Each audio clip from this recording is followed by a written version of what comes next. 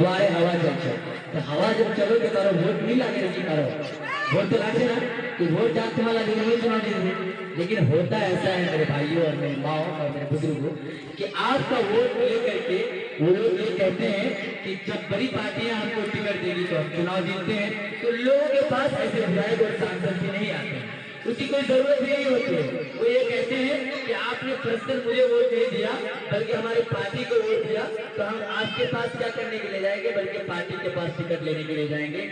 तब जाकर आपका बेटा ये फैजान अहमद ये कोशिश कर रहा है कि अपनी क़यादत ज़मीनी सियासत के टैगलाइन के साथ हम बिना किसी पार्टी के चुनाव लड़ने की हिम्मत की है। आपके ठाकुरगंज से अगर सबसे पहला कोई गरीब का बेटा कोई किसान का बेटा चुनाव लड़ने की हिम्मत किया, वो भी आजाद उम्मीदवार, तो ये आपका बेटा फैजान अहमद के नाम से दर्ज हुआ। हम आपसे एक बात पूछना चाह रहे हैं, आप किसी को एमएलए बना दीजिए, किसी को भी एमपी बना दीजिए, मान लीजिए फैजान को एमएलए बना दीजिए, आप तरक्की करेगा? आपका घर तब तक तरक्की करेगा जब तक आप अपने बच्चों को नहीं पढ़ाइए। आपका बच्चा को मास्टर और इंजीनियर और डॉक्टर और प्रोफेसर नहीं बनाइएगा और आप ये सोचिएगा कि आपका भला हो जाएगा। हाँ, तो चुनाव के समय सिर्फ 2-400 रुपए का भला हो सकता है, लेकिन आपकी जिंदगी दूभर रहेगी।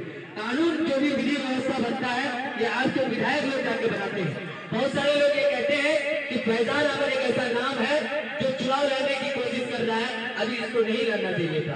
तो हम उन लोगों से सवाल करते हैं कि आपका ये बेटा फैजान अहमद अभी जिला परिषद है, तो क्या इसी सीट पर बैठकर खाली पैसा कमाने का सोचेंगे?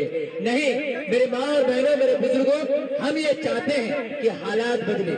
इसी सरजमीन से कोई बंदा अगर लीडर बनना चाहे, किसी किसान का बेटा अगर हिम्मत करे कि वो मुखिया चुनाव लड़ना चाहे, तो उसको लड़ाने में आप लोग मदद कीजिए।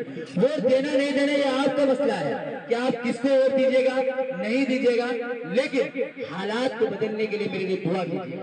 दुआ तो कर सकते हैं ना। नौजवान साथियों, आपको ये बताते हैं, अभी आपके इलाके